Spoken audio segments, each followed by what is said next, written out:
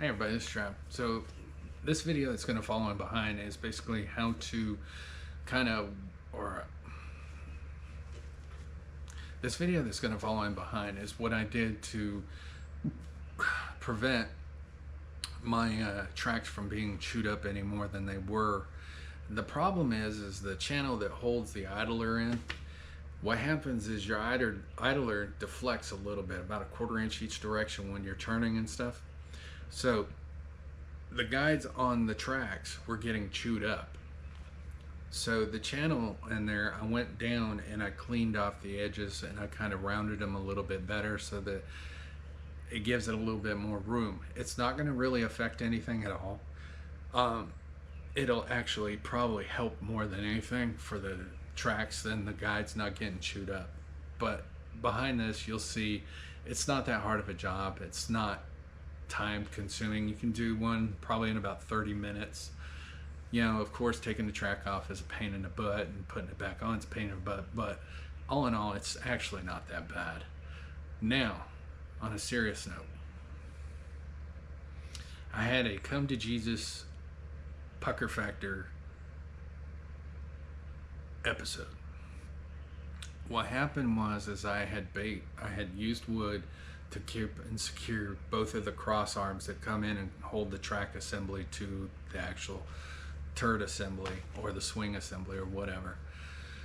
And I overanalyze a lot of stuff, so I make sure that I overly safety. Well, the problem I ran into is when I was going ahead and pulling out the idler, I had no room because the idler, coming out of the actual channel, right up in front is the blade. So the idler would stop here and I'd still have probably about that much of the idler stuck back there. Well, the only thing I can do is go ahead and drop down the blade. That would give me ample room to go ahead and do it. So I went ahead, turned it on, brought it up, moved it, brought it down, everything was fine. Didn't feel like it was really coming completely off the wood. It might have on the front piece, but on the back piece it felt pretty sound because I shook it a little bit. So I go ahead, get the idler out, go ahead, put the thing back in, or go to put it back in, and I had to move it again. Well, when I moved it again, as I'm throwing the hydraulics forward to drop down the blade, she slid off, completely off the wood, and scared the living hell out of me. I'm not gonna lie. You know, I've seen a lot of shit and worked on a lot of shit, and this one scared me. So when you're doing this, make sure that there's at least 2 of you, and also if you're going to go ahead and jack it up square, which I mean the whole assembly, enough to where you can go ahead and drop the blade all the way down and don't worry about it anymore. My thing was I was doing it on the side. I didn't have enough 4x4s to go ahead and just do both sides and lift it up uniform. I ended up lifting off one side, and that's where I ended up having to use the blade to go ahead and lift up.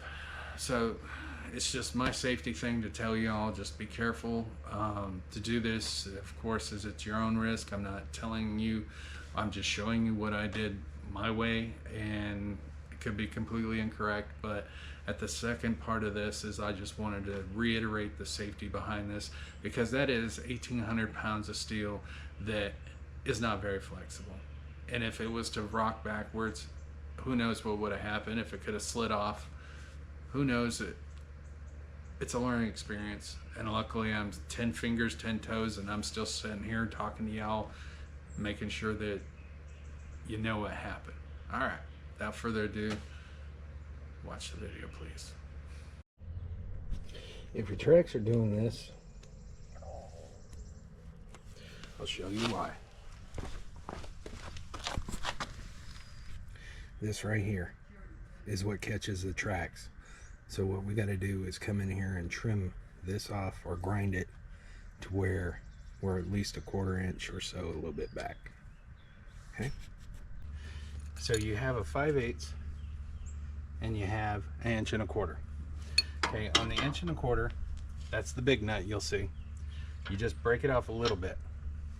Then with the 5/8, counterclockwise, loosening, you just go ahead and start wrenching, And it's going to be hard at first. It's going to be hard probably about the first 15 to 20 of these. You're going to be like, it feels like it's not. Trust me, it is. Don't worry about it. It's okay. All right. So I'll put this, and just keep going until you know that this is sagging pretty good and it's resting up here on the idler. Okay. These, if you wanted to inspect your rollers, that one moves pretty good.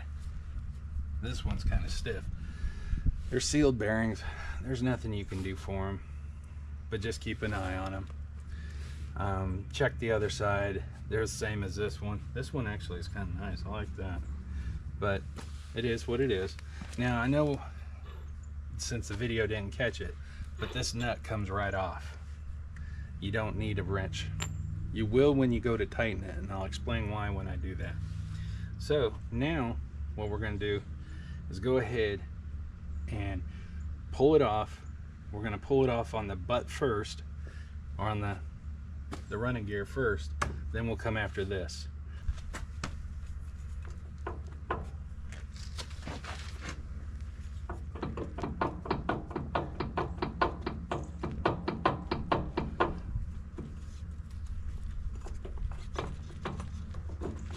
And when you're doing it, you're going to have to pull in a little bit of this droop slack. Now you can take wood and put it up there and help bring up the slack so you can get this out.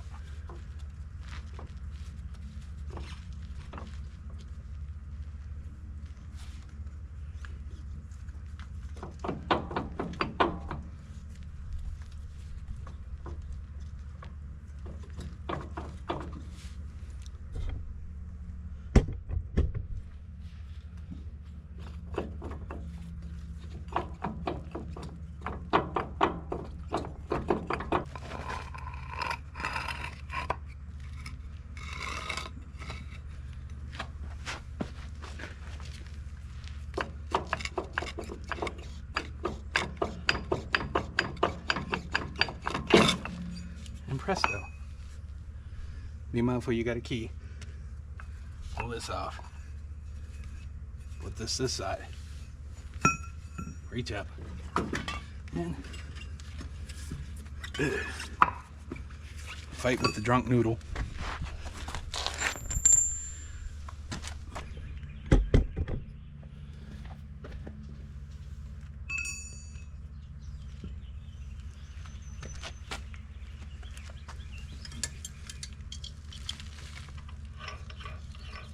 Take the big nut off. It's going to look intimidating at first. It's not. Okay. Come up here.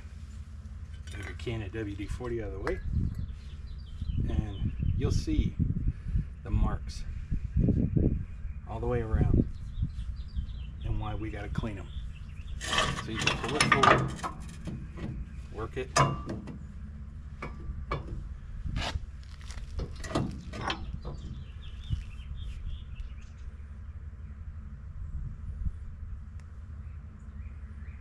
I thought this one would be easy.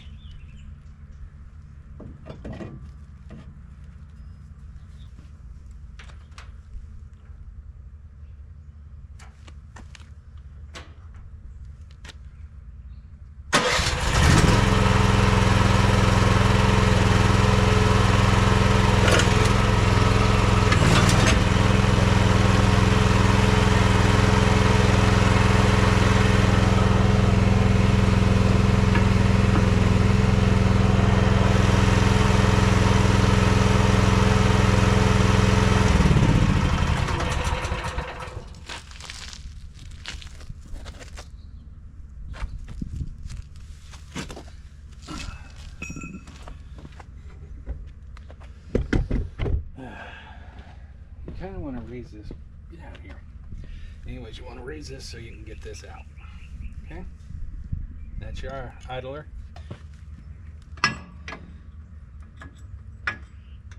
And you get your idler bolt out. Okay? That's it. Now what we'll do is clean this up.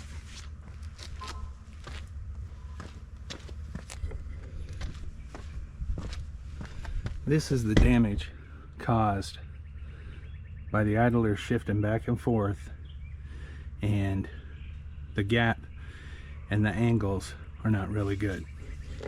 Okay.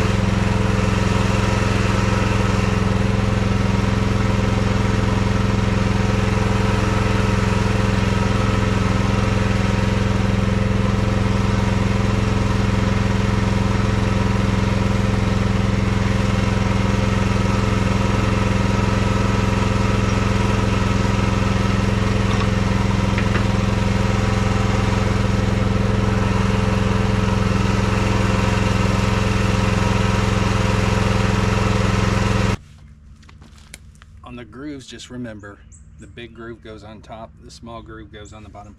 I'm sorry that I did not vocally tell you what I was doing and the motor was running. This thing is scary as hell, and trying to set up jacks and wood and everything else, this thing can get nuts, and then that will bleed down, so you need to rely on something up here to help hold it up. Like I said, it's scary. You have to expect the unexpected, and you have to realize that this stuff will bleed down over time if you were trying to use it. The one reason why I did it this way was to show you the real thing. I have a normal jack set here, wood here, and another one setting up in there. So I've got it pretty much stable. But the reason why I did it that way is to show you how spooky this can be to do it on your own. Okay. Now that we've got that taken care of, what I did do is I started this up. I brought the cutout for this, and now I can put this right here. So when I go to put the wheel on, or the gear, it won't fight as much, and it'll be a little bit easier to work with. Now you can go ahead, you've got your idler all the way back. Go ahead and take your nut and run it all the way up, not completely flush, maybe just a butt hair, maybe less than a butt hair, but you can get it up there. And the reason why is that plate. So you want to make sure your plate is locked in.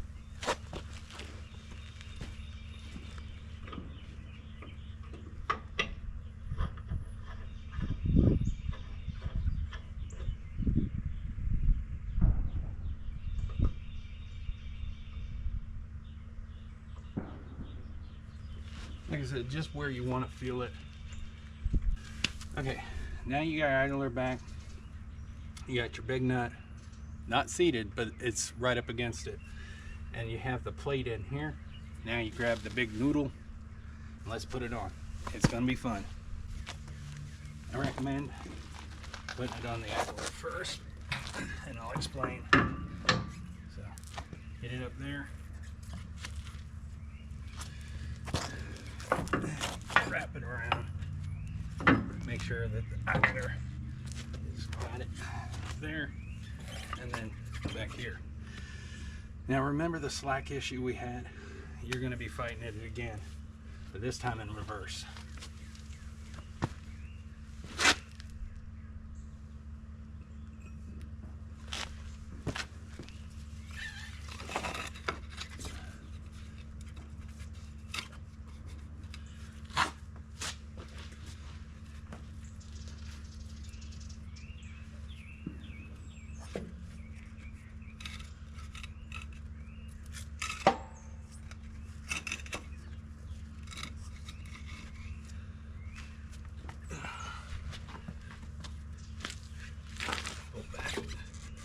Get as much of that slack as you can.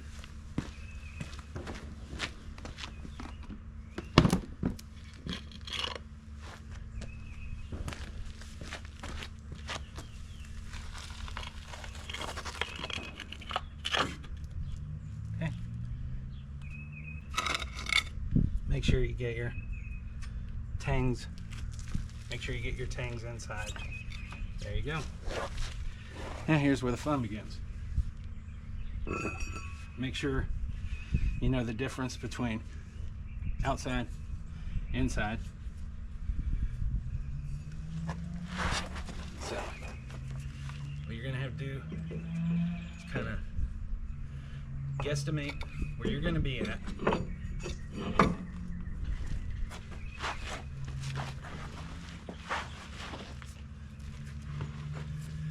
It'd be better with 2 people, but we don't have 2. So you kind of come in.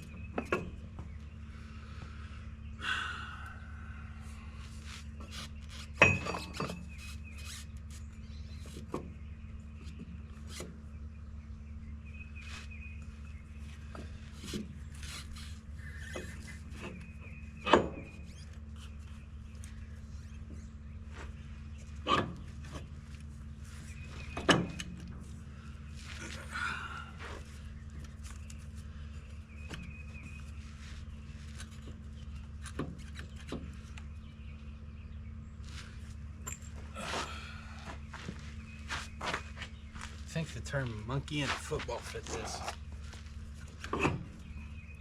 And there you go. Take your super duper nut, run it down.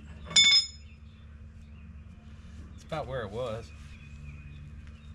So you can take a wrench and just and then come back, but we're perfectly lined up. So now, this is where the fun begins. Now, you got your nut right there. You can sandwich it up there a little bit. You do kind of want it touching, but just by finger, go ahead and tighten, and you're going to see something. It's going to seem like a pain in the balls. A little bit. And it fit.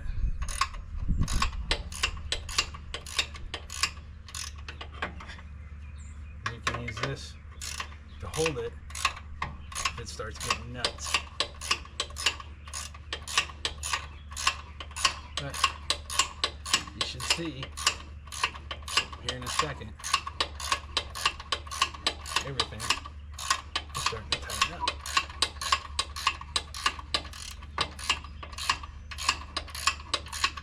And as you're going up, make sure your tangs or your nubbies or whatever, I don't do this for a living, but just make sure those are inside there, inside your rollers.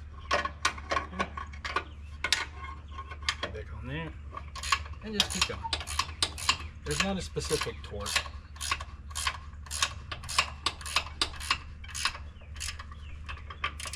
And like a ding dong. Loosen it a little bit. Just a little. Go back, make sure that thing's still on its plate. Back in here.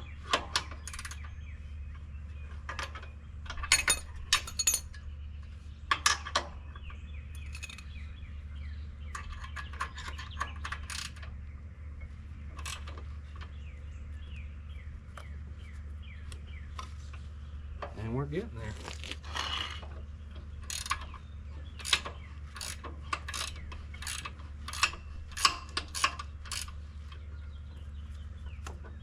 Like I said, you want about 1/2 inch deflection. Being these are pre-stretched, it's gonna make fun. So we won't really know anything until we're out riding around and if the track pops. But in the picture, I have 10 threads showing. That's what I counted. That's what we're going to go back to. Time to lay down here, start counting threads.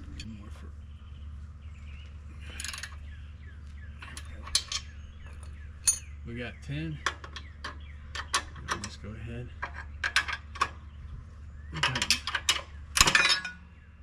The nut. And smash the hell out of your finger. Wow. Oh wow. That's cool. Been broke for a while.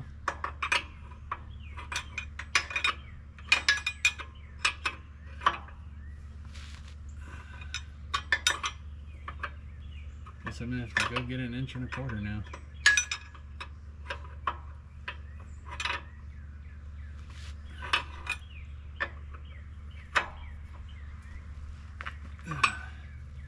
Ironic. Chinese, broken. And it wasn't even Gorilla Type. Looks like there's a hair crack that's been in there for a while. A little rust. But luckily it did it on there. So, now, boxed in wrench, it's a hammer.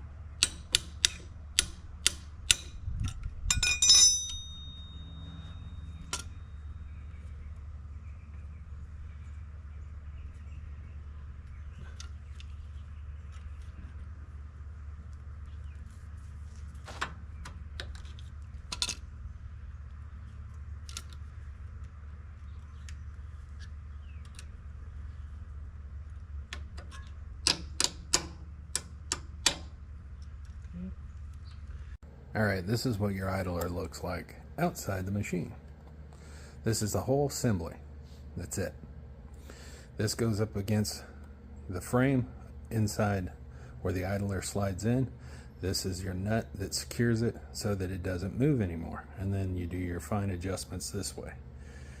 Now, you'll notice when you do this, let's say it's clamped, that pushes the idler out. You have your springs here that keep the tension on it. So if you were to take it out, it's no big deal. It's actually pretty easy to put back in. It's a little bit of a turd, and you'll see this has to be mated up against the back. There's a lip on the actual frame right here that catches it, holds it in place, and when you go to tighten it back down, you want to make sure that the frame is in the middle here. It doesn't have to be Gorilla Type, but it doesn't give it any play where this will come out and start spinning freely, and then you'll be wrenching and going, where is everything? So, all right.